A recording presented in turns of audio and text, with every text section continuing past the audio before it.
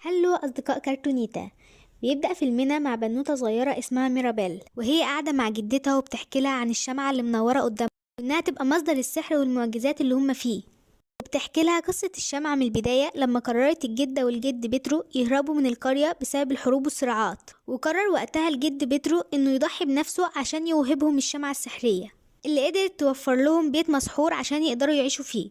وكل طفل كان بيتولد في البيت ده كانت الشمعة بتعطيه قدرة سحرية، وبعدين بتقول لها ان الشمعة هتعطيها قدرتها السحرية النهاردة. وبيجي الوقت اللي بتقف ميرابيل قدام الباب عشان تكتشف قدرتها السحرية، وبتظهر ميرابيل تاني يوم وهي صاحية من النوم بكل نشاط وبتقول لنفسها انها هترفع راس عيلتها. وبتخرج بره البيت والأطفال بيبدأوا يسألوها عن قدرتها السحرية، فبتبدأ تحكي لهم عن قدرة كل واحد في عيلة مدريجال. وبتبدأ بخالتها بيبا اللي بتقدر تغير الطقس على حسب مزاجها، وخالها برونو اللي بيشوف المستقبل واختفى عن العيلة من زمان وما ينفعش حد يجيب سيرته، ومامتها اللي الأكل بتاعها بيشفي المرضى، وقريبتها دولوريسا اللي بتقدر تسمع دبة النمل، وكاميلو اللي بيقدر يتحول لأي شخصية، واختها إيزابيلا اللي بتملى أي مكان تعدي فيه بالورد، واختها لويسا اللي عندها قوة إنها تقدر تحرك أي حاجة من مكانها. فبيسألوها طب وانتي قدرتك ايه؟ فبيظهر هنا ان ميرابيل الوحيدة اللي ما عندهاش قدرة سحرية، وبتحاول ميرابيل تساعد عيلتها على قد ما تقدر في تزيين البيت، وبيكونوا بيجهزوا لحفلة طفل في العيلة النهاردة عشان يكتشف قدرته السحرية. فبتقابلها جدتها وبتقول لها انها محتاجاها تبعد النهاردة عشان مش عاوزة الغلط يتكرر تاني، وان القرية كلها معتمدة على السحر بتاعها. بتدخل ميرابيل اوضتها وبتطلع هدية وبتعطيها لأنطونيو الطفل اللي بيجهزوا لحفلته، وان دي الحفلة الوحيدة اللي حصلت من بعد حفلتها. فبيكون أنطونيو قاعد قلقان ان الباب ما يتفتحش وما يكونش عنده هبة سحرية، فبتطمنه ميرابيل ان لو ما خدش الهبة السحرية هيبقى مكانه هنا جنبها. فبيفتح الهدية بتاعتها وبتكون عبارة عن نمر لانه بيحب الحيوانات. وبيجي الوقت اللي هيكتشف فيه الهبة السحرية، وطلب من ميرابيل انها تكون واقفة جنبه، وبتبتدي تفتكر يوم حفلتها وان الباب اختفى اول ما لمسته. وبعد كده بترجع لأنطونيو وهو بيحط ايده على الباب بتاعه، وبيظهر على ايده بغبغان، وبيبقى الهبة السحرية بتاعته انه بيقدر يفهم ويتكلم مع الحيوانات. وبيجتمعوا كلهم عشان يتصوروا ما عدا ميرابيل اللي بتبقى واقفة بعيدة وزعلانة، ولكن بتحاول تهون على نفسها انها من عيلة مدريجال. فبيخرج الكل عشان يحتفلوا بره، وبتفضل ميرابيل لوحدها. فبتلاقي ان البيت بيتشقق لحد ما بيوصل للشمعة اللي بتبان انها كانت بتطفي. فبتجري ميرابيل على جدتها وبتعرفها اللي شافته، ولكن جدتها مش بتصدقها لانها لما بترجع بتشوف ان البيت زي ما هو كأن ما حصلش فيه حاجة. وبيفتكروا ان ميرابيل عاوزة تبوظ الحفلة عشان ما عندهاش موهبة زيهم. وبتحاول ميرابيل تقنع مامتها باللي حصل، وبتوري لها الجرح اللي في ايديها عشان تصدقها، ولكن مامتها بتعطيها حاجة تاكلها عشان تعالج الجرح، وبتقول لها ان مش عاوزاها تبعد زي اخوها برونو.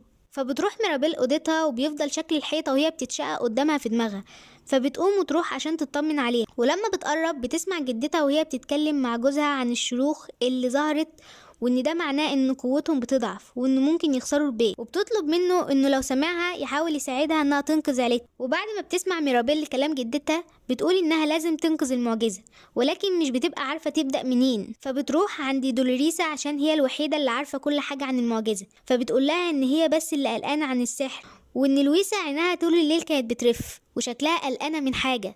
وبعدين بتجمعهم جدتهم عشان تعلن عن خطوبة إيزابيلا، وبتروح ميرابيل عشان تلحق لويسا وتفهم منها هي متوترة ليه. فبتهرب منها وبتقول لها ان عندها شغل كتير، ولكن مع زن ميرابيل عن ايه اللي حصل للسحر قالت لها انها تروح تدور عليه في برج برونو، وانه قبل ما يختفي كان شاف نبوءة للشمعة ومحدش يعرفها غيره. وبتروح ميرابيل لمكان برونو مع ان الكل ممنوع يدخل المكان ده، وبتلاقي انه مليان بالرمل. ولما بتوصل بتلاقي ان في فراغ بيفصل بين الصخرتين، فبتربط حبل وبتحاول تعدي وفعلا بتنجح. وبعدين بتلاقي ممر، واول ما بتدخل من الباب بيتقفل وراها، وبتلاقي قطع ازاز منوره وسط الرمل. بتسأل نفسها يا ترى ايه اللي بيأذي السحر، وهي بتحاول تركب قطع الازاز. فبتظهر صورتها وبتلاقي ان المكان بينهار، فبتجمع كل القطع بسرعه. فبتخرج من المكان وبترجع البيت، وبتلاقي ان لويسا بتشتكي ان قوتها بتروح منها، فبتحس جدتها ان ميرابيل السبب وبتحذرها انها تبعد عنها. وبعدين بتروح على اوضتها وبتدخل عليها خالتها بيبا، وبتحاول ميرابيل تجمع منها معلومات عن برونو، ولكن بترفض انها تتكلم عنه.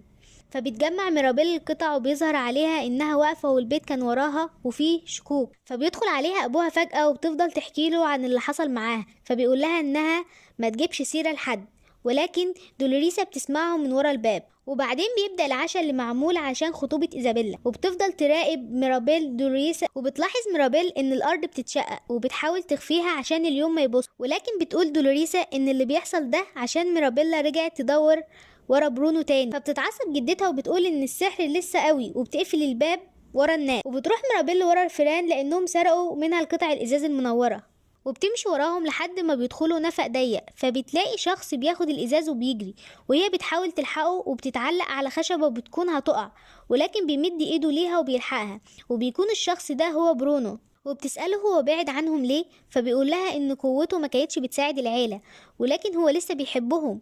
وبيحكي لها ان النبوءة جات له يوم الحفلة بتاعتها لما جدته طلبت منه يشوف المستقبل، وشاف ان السحر في خطر وان البيت بيتكسر وانها موجودة، ولكن مفيش نهاية واضحة لان الصورة كل شوية بتتغير ومش ثابتة. ولكن كل اللي يعرفه ان مصير المعجزة مرتبط بميرابيل، وبتطلب منه ميرابيل انه يشوف المستقبل تاني عشان يحاولوا يوصلوا لحل. وبيدخل عليهم انطونيو اللي الفيران بتكون حكت له كل حاجه، وبعدين بتفضل تحاول ميرابيل مع برونو عشان يشوف المستقبل تاني، وبتعرفه انها مش شايفاه نحس زيهم. بيقتنع برونو وبيوافق انه يشوف المستقبل مره تانية. فبيشوف البيت بينهار وهي واقفه قدامه، وفي فراشه بتطير، ونور الشمعة بيزيد لما هي بتحضن حد، واللي بتكون إيزابيلا. وبتتضايق ميرابيل ان اختها إيزابيلا موجوده معاها في الرؤيه لانها بتكون مفكره انها مش بتحبها. فبيفهمها برونو ان مصير العيله مرتبط بها هي، وبيقول لها ان بعد ما تنقذ المعجزه تيجي تزوره، ولكنها بتقول له ان وقتها هترجعه تاني. وبعدين بيسيبها برونو وبيرجع مكانه تاني. فبتدخل ميرابيل اوضه إيزابيلا عشان تحضنها قدام الشمعة وتحقق الرؤيه،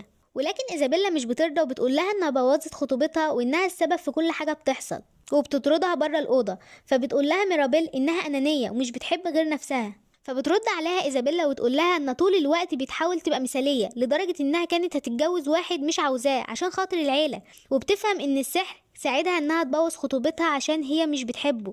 وبتدخل جدتهم عليهم وبتبقى متعصبة من ميرابيل، فبتقول لها إنها بتحاول تنقذ السحر، ولكن جدتها بتقول ان هي السبب في كل حاجة بتحصل حواليهم، ومش عشان هي يعني ما عندهاش قوة فتأذي العيلة. ولكن ميرابيل بتحاول تدافع عن نفسها وعن برونو وإيزابيلا ولويسا، وانها طول الوقت بتضغط عليهم، وان المعجزة بتنتهي بسبب وجودها هي مش وجودهم هما. ومن بعدها وحصل شرخ كبير في الأرض، والشمعة بتقع على جنبها، فبتجري ميرابيل عليها عشان تنقذها، والبيت بيتدمر من حواليهم زي ما كان بيحصل في النبوءة اللي شافها برونو، وكله بيخرج بره البيت قبل ما يقع ما عدا ميرابيل اللي بتطلع عشان تنقذ الشمعة، ولكن البيت كله بينهار عليها والشمعة بتطفي. ووقتها بتقرر تسيب المكان وتمشي، وبتفضل العيلة تدور عليها ولكن محدش بيلاقيها. وبتكون ميرابيل وقتها قاعدة على النهر وبتعيط، وبتدخل عليها جدتها وبتقعد معاها وبتفتكر ذكرياتها مع بيدرو جدهم وهم شباب، وبتقول لها ان النهر ده هو اللي قدم لهم الشمعة اللي هي بنت البيت ليهم، وفضلت تحاول تحافظ على الشمعة دي عشان ما تفقدهاش زي ما فقدت جوزها. وبتقول لها انها اسفة وان هي ملهاش ذنب في اللي حصل. وبتلاقي ميرابيل الفراشة الذهبية اللي كانت شافتها في النبوءة، فبتقول لها ميرابيل انها عارفة قد ايه ان هي تعبت لوحدها، وانها فهمت خوفها عن الشمعة والسحر، وبيحضنوا بعض وبتتجمع حواليهم فراشات كتير. وفجأة بيظهر برونو، فبتجري عليه الجدة وبتحضنه، فبيكون مستغرب منها، وبعدين بتاخدهم وبترجع للعيلة، وبتقول لهم ميرابيل انهم لازم يساعدوا بعض عشان يبنوا البيت من جديد، وبيحضروا اهل القرية عشان يساعدوهم. واول ما بيخلصوا البيت الجديد بتحط ميرابيل ايديها على الباب عشان تفتحه، واول ما بتلمس الباب بيتجدد فيه السحر، وبيرجع كل فرد في العيلة لقدرته السحرية، وبيرجع برونو يعيش معاهم تاني بعد ما كل واحد فهم اهمية العيلة. وكده يبقى فيلمنا خلص. سلام.